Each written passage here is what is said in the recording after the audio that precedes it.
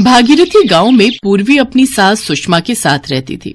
पूर्वी की शादी को अभी 2 महीने ही हुए हैं। उसका पति प्रवेश शहर में दिहाड़ी मजदूरी का काम करता है। शादी के महीने भर बाद ही प्रवेश शहर काम के लिए लौट गया, जबकि पूर्वी गांव में ही अपनी सास सुषमा के साथ रहने लगी।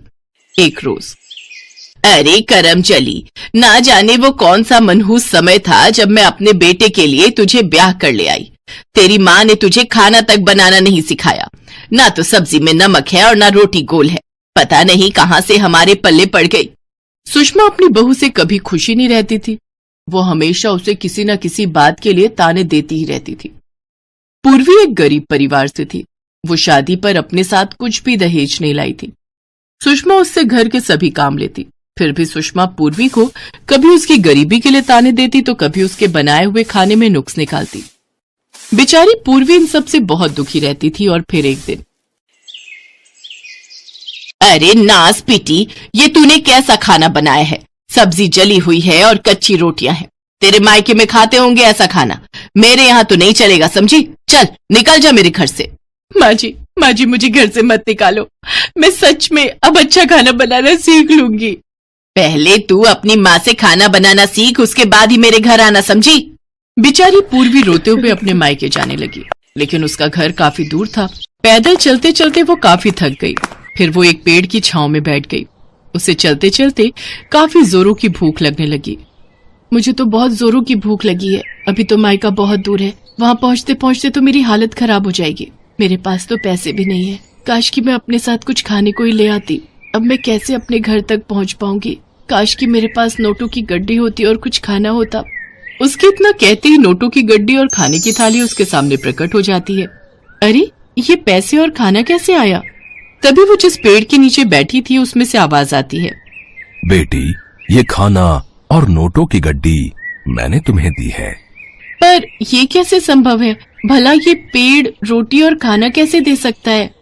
बेटी, मैं एक जादुई पेड़ हूँ और मैं किसी की भी कोई भी इच्छा पूरी कर सकता हूँ। तुमने अभी खाने की और नोटों की गड्डी की इच्छा जताई थी, इसलिए मैंने तुम्हें ये सब दिया। लेकिन तुम इस जंगल में क्या कर रही हो? तब पूर्वी ने अपनी दुख भरी दास्तान उस पेड़ को बताई। बेटी, तुम मेरे तने से चकला बेलन बना लेना। मेरे तने से बना हुआ चकला बेलन भी जादुई ही होगा। उस पर अपने आप ही रोटियां बनने लगेंगी। तुम्हें उस चकला बेलन के सामने अपनी इच्छा बतानी है और फिर जो भी तुम्हें चाहिए वो तुम्हें दे देगा। पेड़ की बात सुनकर पूर्वी बहुत खुश हुई। उसने पहले पेट भरकर खाना खाया और फिर उस पेड़ ने उसे अपना तना दिया। उसे देखकर पूर्वी सोचने लगी, ऐसा करती हूँ, इस तने को लेकर अभी अपनी माँ के घर चली जाती हूँ। वहीं कुछ दिन रहकर इससे चकला बेलन भी बनवा लूंगी और वापस आकर सासू माँ से कह दूंगी कि मैंने खाना बनाना सीख लिया है। दोपहर बाद पूर्वी अपने मायके पहुंच गई और वहां उसने अपनी माँ आशा को सारी बात बताई। पूर्वी बेटा, तू कल ही इससे चकला बेलन बनवा लेना। इसका कुछ दिन हम भी इस्तेमाल कर लेंगे। हाँ माँ, इसके इस्तेमाल से तुम्हारी भी गरीबी दूर हो जाएगी। उस रात सभी खाना खाकर सो गए। दूसरे दिन पूर्वी ने उस जादुई तने से एक चकला बेलन बनवा लिया। माँ, मैंने जादुई चकला बेलन बनवा लिया है। क्यों ना हम इनसे अब कुछ मांग कर देखें? हे जादुई चकला बेलन, मेरे माता पिता बहुत गरीब हैं। काश इनके पास अच्छे पैसे होते तो इनकी गरीबी दूर हो जाती। पूर्वी के इतना बोलते ही वो जादुई चकला बेलन अपने आप चलने लग जाता है और देखते ही देखते उस जादुई चकला बेलन से काफी सारे पैसे और सोने के गहने निकलकर बाहर आ गए। हे राम, इतने सारे सोने के गहने और पैसे! बाप रे, मैं कहीं सपना तो नहीं देख रही। अब देखना माँ बाबा, मैं हर रोज आपके लिए चकला बेलन से पैसे मांगूंगी। बेटी, अब तेरी वजह से हमारी गरीबी दूर हो जाएगी। पूर्वी जब तक अपने मायके में थी वो हर रोज जादुई चकला बेलन से पैसे मांगती और वो चकला बेलन उसे रोज ढेरों पैसे देता। वो सारा धन पूर्वी अपने माता पिता को दे देती है। इससे कुछ ही दिनों में वो लोग काफी अमीर बन गए और एक दिन, माँ बाबा, मुझे यहाँ आए हुए काफी समय हो गया। अब मुझे अपने ससुराल जाना होगा। ठीक है बिटिया, लेकिन वहां तू अपना और इस जादुई चकला बेलना का ख्याल रखना। पूर्वी के माँ बाप ने उसे काफी सारे कपड़े, सामान और गहने देकर विदा किया। अपने साथ सारा सामान लेकर पूर्वी अपने ससुराल पहुंची। आ गई महारानी। इतने दिनों से अपने मायके में पड़ी हुई थी, अच्छे से खाना बनाना सिखाया तेरी माँ ने या नहीं? आप चिंता मत करिए माँ जी, अब मैं सब काम अच्छे से सीख गई हूँ। मैं अच्छी सब्जी और जो रोटी बनाना भी सीख के आई हूँ। ठीक है ठीक है, अब इस थैले में क्या है? जी वो माँ बाबा ने आपके लिए कुछ कपड़े और सामान भेजा है। सुषमा वो कपड़े और गहने देखकर चौंक गई। इतने महंगे कपड़े और गहने? तुम्हारे उन गरीब माँ बाप के पास इतना महंगा सामान खरीदने के लिए पैसे कहाँ से आए? तभी सुषमा की नजर थैले में रखे चकला बेलन पर गई। चकला बेलन? ससुराल का चकला बेलन पसंद नहीं आया क्या, जो मायके से उठाकर इसे भी ले आई हैं?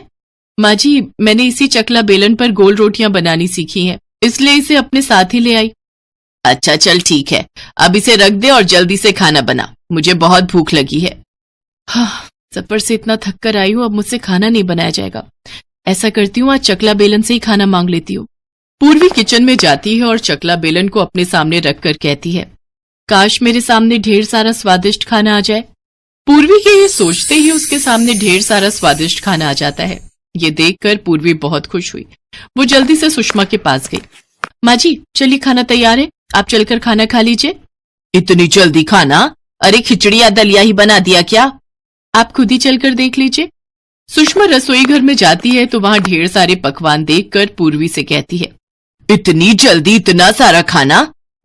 तूने कैसे बना लिया? अरे अपनी माँ के घर से खाना बनाना सीख कर आई है या कोई जादू टोना? माँ जी, मैंने खाना बनाना सीख लिया है, अब मैं जल्दी जल्दी खाना बना लेती हूँ। सुषमा को अपनी आंखों पर बिल्कुल भी विश्वास नहीं हो रहा था, लेकिन उस दिन उसने भरपेट खाना खाया और फिर पूर्वी से बोली, बहू खाना तो तूने बहुत ही अच्छा बनाया है। चलो, घर से निकालने का कुछ फायदा तो हुआ कि तूने अच्छा खाना बनाना सीख लिया। फायदे तो मुझे बहुत हुए सासू माँ।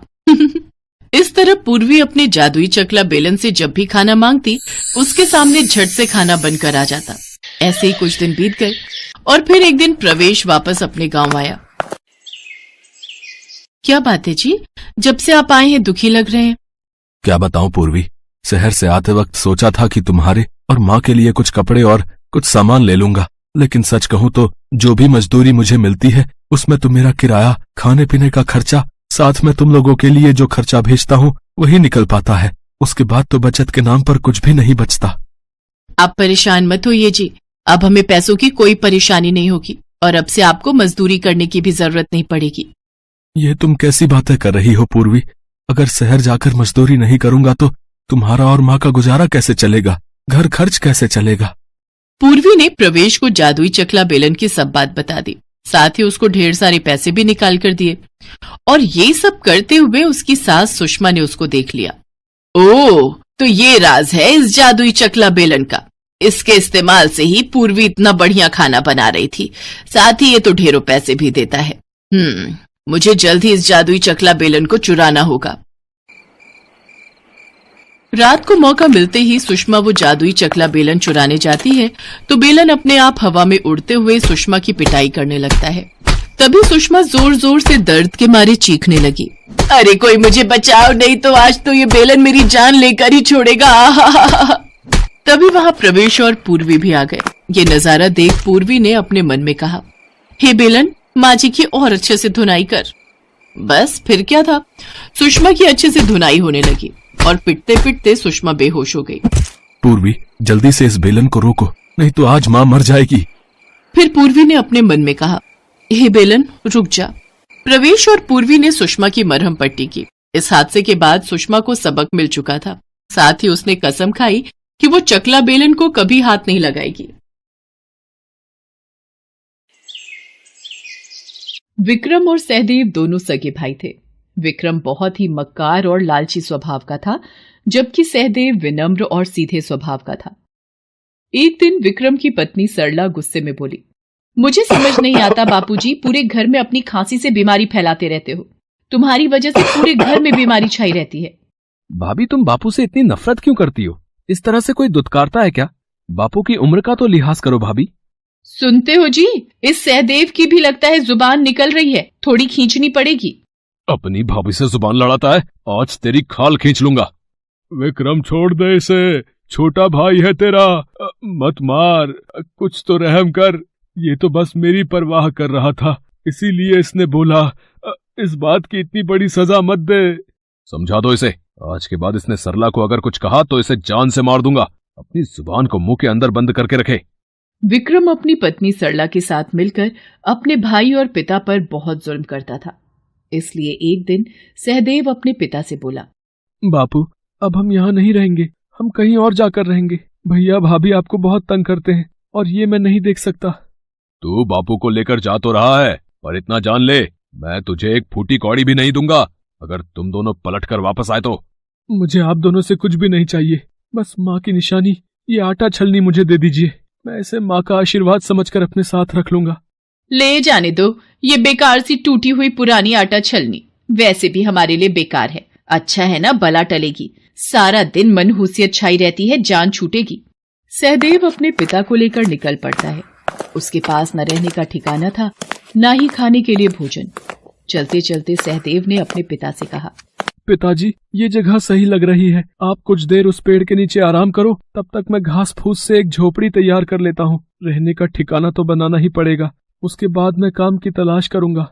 मेरे दोनों बेटों में कितना फर्क है। एक विक्रम है जिसने घर से निकाल दिया, और एक ये है जो बेचारा मुझ बूढ़े को पालने के लिए इतनी मेहनत कर रहा है। भगवान मेरे बच्चे को दुनिया की सारी खुशियां देना। बापू देखो, ये झोपड़ी तैयार हो गई, आओ चलो झोपड़ी में चलकर आराम कर लो। बापू, बापू, ये क्या हो गया भगवान? बापू आंखें क्यों नहीं खोल रहे? बापू, तुम मुझे अकेला छोड़कर क्यों चले गए? मैं इस दुनिया में अकेला क्या करूंगा? मैं जानता हूँ तुम्हें सदमे ने मारा है, तुम दुख को बर्दाश्त नहीं कर सके। सहदेव फूट फूट कर रो पड़ता है। पिता के जाने के बाद वो दुनिया में बिल्कुल अकेला हो गया था, इसलिए वो दुखी होकर वहां से चल दिया। चलते चलते सहदेव एक स्थान पर रुक गया। बहुत प्यास लगी है, पर पानी कहाँ मिलेगा? वो सामने तालाब दिखाई पड़ता है, उसी से पी लेता हूँ। अरे, माँ की निशानी आटा छलनी तालाब में गिर गई। हे भगवान, वो मेरी माँ की आखिरी निशानी थी, वो भी मुझसे छिन गई। मेरे से ये दुख और बर्दाश्त नहीं हो रहे। मैं भी इसी तालाब में कूदकर अपनी जान दे दूंगा। रुको, ऐसा मत करो, ये जीवन बहुत अनमोल है, इसका त्याग मत करो। आप कौन हैं और मुझे मरने से क्यों रोक रही हैं? मैं भला जीकर क्या करूंगा? मेरी माँ की आखिरी निशानी आटा छलनी इस तालाब में गिर गई। सहदेव तालाब की देवी को अपनी दुख भरी सारी कहानी बताता है। सहदेव, रुको, दुखी मत हो, मैं तुम्हारी आटा छलनी ढूंढ लाऊंगी। ये लो तुम्हारी आटा छलनी। पर ये मेरी माँ की आटा छलनी नहीं है। अच्छा चलो, मैं एक बार फिर तालाब के नीचे जाकर देखती हूँ। ये लो, ये रही तुम्हारी आटा छलनी। ये भी मेरी माँ की आटा छलनी नहीं है। मेरी माँ की आटा छलनी कहाँ गई? रुको, मैं एक बार और कोशिश करके देखती हूँ, अब की बार शायद मिल जाए। देखो, कहीं यही तो नहीं है? हाँ, यही मेरी माँ की निशानी है, यही है मेरी आटा छलनी। सहदेव, तुम बहुत ईमानदार हो। ये लो तुम्हारी माँ की निशानी। मैंने देखा, जब मैंने तुम्हें सोने और चांदी की आटा छलनी दी, वो तुमने नहीं ली, पर तुम चाहते तो तुम ऐसा कर सकते थे। तुम मेरे से सोने चांदी दोनों आटा छलनी ले सकते थे, पर तुम्हें सिर्फ अपनी माँ की निशानी से ही प्यार था, वही तुमने मांगी। ये देखकर मैं बहुत खुश हूँ। तुम बहुत साफ मन के हो सहदेव। मेरी तरफ से सोने और चांदी की ये दोनों छलनी भी उपहार स्वरूप रखो। ये जादुई छलनी है। चांदी की छलनी चांदी के सिक्के देने वाली है और सोने की छलनी सोने के सिक्के देने वाली है। तुम इस धन से अपने जीवन की नई शुरुआत करो। आपका बहुत बहुत शुक्रिया तालाब की देवी। मैं इस धन से एक नया व्यापार शुरू करूंगा और माँ बाप के आशीर्वाद से उस व्यापार को चलाने के लिए खूब मेहनत करूंगा। सहदेव वापस अपने गांव आ जाता है और वहीं एक नया और बढ़िया घर रहने के लिए बनवाता है। सहदेव ने धन की सहायता से एक नया अनाज का व्यापार भी शुरू कर दिया था। सहदेव को धन का बिल्कुल भी लालच नहीं था, इसलिए वो रोजाना छलनी से सिक्के नहीं लेता था, बल्कि जब उसको धन की जरूरत होती वो तभी उन सोने चांदी की आटा छलनी से सिक्के लेता। सहदेव के अमीर और सफल व्यापारी होने की खबर उसके भाई विक्रम के कानों तक भी पहुंचती है और वो बहाने से सहदेव को मिलने आता है। सहदेव, मेरे भाई कैसे हो? मैंने सुना है तुमने अनाज का बहुत बड़ा व्यापार शुरू किया है और तुमने ये घर तो बहुत ही सुंदर बनाया है। मैंने बापू के बारे में सुना कि बापू नहीं रहे। मुझे उनके स्वर्ग सिधारने का बहुत दुख है। सहदेव, मुझे माफ कर दो। आखिर मैं तुम्हारा बड़ा भाई हूं।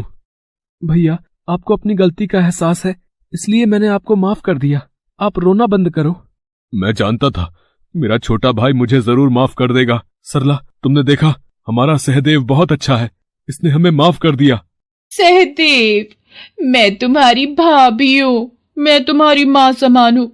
मुझे भी तो बताओ कि ये सब तुम्हें कैसे मिला, अगर तुम मुझे अपना मानते हो। भाभी, आप दोनों मेरे अपने हो, मैं आपको सब बताता हूँ। सहदेव सीधेपन में आकर सारी कहानी विक्रम और सरला को बता देता है। जिस बात की तह को जानने विक्रम और सरला आए थे, वो बात उन्हें पता चल चुकी थी। इसलिए घर वापस आकर विक्रम सरला से कहता है, जाकर आटा छलनी लेकर आ। ये लो। पर इसे तोड़ने क्यों लगे, इसका क्या करोगे? बस तुम देखती जाओ, इसे थोड़ी पुरानी बना रहा हूं, अब मैं अमीर बनकर ही लौटूंगा। विक्रम आटा छलनी को लेकर तालाब के पास पहुंचता है और जानबूझकर छलनी को तालाब में फेंक देता है और रोने का नाटक करता है। मेरी माँ की निशानी, मेरी आटा छलनी तालाब में गिर गई। अब मैं क्या करूं? कोई मेरी छलनी दे दो। वो मेरी माँ की आखिरी निशानी थी। क्या हुआ वत्स, तुम रो क्यों रहे हो? अब मेरी माँ की निशानी, मेरी आटा छलनी इस तालाब में गिर गई। अब मैं क्या करूं? वो मेरी माँ की आखिरी निशानी थी। रोना बंद करो, मैं तुम्हारी आटा छलनी ढूंढ कर लाती हूँ। ये लो, यही तुम्हारी आटा छलनी है ना? नहीं, ये तो पुरानी टूटी हुई आटा छलनी है। मेरी आटा छलनी ऐसी नहीं है। यह तो सहदेव का लालची बड़ा भाई दिखाई पड़ता है। जरूर सहदेव ने भोलेपन में इसे सब कुछ बता दिया होगा और ये जानबूझकर मेरे से आटा छलनी लेने के लिए आया है। इसे सबक सिखाना ही होगा। ये देखो, ये चांदी की आटा छलनी तुम्हारी है। मैं आपको बताना भूल गया, मेरी माँ की निशानी 2 आटा छलनी है, एक चांदी और एक सोने की। लालची मनुष्य, तुम्हें शर्म नहीं आती? कितने बेईमान हो तुम। मुझे सहदेव ने सब आप बीती सुना दी थी। तुमने अपने भाई और अपने पिता को घर से निकाल दिया और अब जब वह अपना जीवन सुखी सुखी व्यतीत कर रहा है तो तुम उसमें भी अड़चने पैदा करना चाहते हो। तुम्हें कुछ नहीं मिलेगा, तुम यहाँ से जा सकते हो। तालाब की देवी, तुम मुझे जादुई सोने चांदी की छलनी दिए बिना नहीं जा सकती। रुको, मैं तुम्हें ऐसे नहीं जाने दूंगा। बचाओ, बचाओ, मैं डूब रहा हूँ। मुझे माफ कर दो तालाब की देवी, मैं झूठ बोल रहा था। मैं कभी लालच नहीं करूंगा, मुझे मरना नहीं है। तभी विक्रम को लगा कि किसी ने झटके से उसे तालाब से बाहर फेंका हो। वो इतना डर चुका था कि वापस जाकर